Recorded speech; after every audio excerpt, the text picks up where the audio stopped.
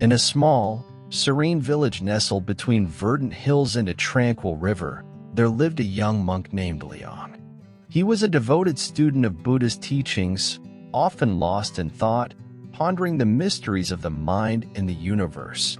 Liang's curiosity was unbounded, and one question, in particular, seemed to occupy his thoughts more than others: the possibility of reading people's minds. He wondered if understanding the silent whispers of people's thoughts could unlock the secrets to alleviating their suffering. One day, under the boughs of an ancient Bodhi tree, Liang approached his master, an elderly monk named Shen, who was as revered for his wisdom as he was for his compassionate heart. "Master Shen," Liang began hesitantly, "is it possible to read the minds of others? To uncover their hidden fears and secret joys without their words?" Master Shen, looking at Liang through eyes that seemed to reflect the depth of the universe, smiled gently and replied, "Dear Liang, the quest to read minds is as ancient as humanity itself. But let me ask you, why do you wish to uncover the thoughts of others?" Liang's eyes shone with sincerity. "To help them, Master. If I knew what troubles their hearts, I could offer solace, guidance, and understanding." Master Shen nodded thoughtfully and proposed a challenge. "For 1 week, Liang, observe our fellow villagers. Listen not just to their words, but watch their actions, their expressions, and the world they interact with. We shall speak again after a week." Liang accepted the challenge with a heart full of eagerness. The next morning, as the sun painted the sky with hues of gold and amber, he started his journey of observation. The first day, Liang spent his time at the bustling village market.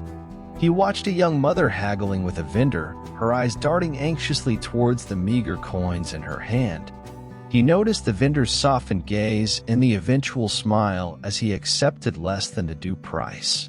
The mother's relieved smile, filled with gratitude, spoke volumes to Liang. On the second day, Liang sat by the riverbank, where he observed an old fisherman whose face was etched with the lines of time and toil.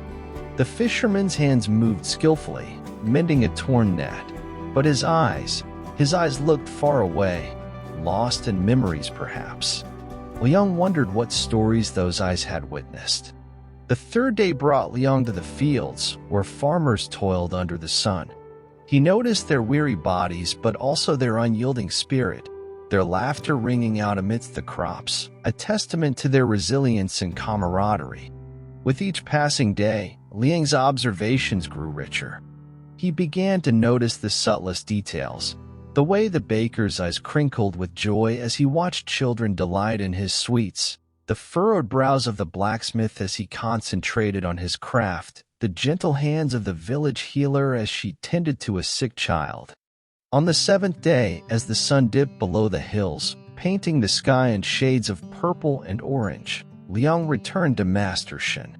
"Master, I have observed much, yet I am no closer to reading minds," he admitted, a hint of disappointment in his voice.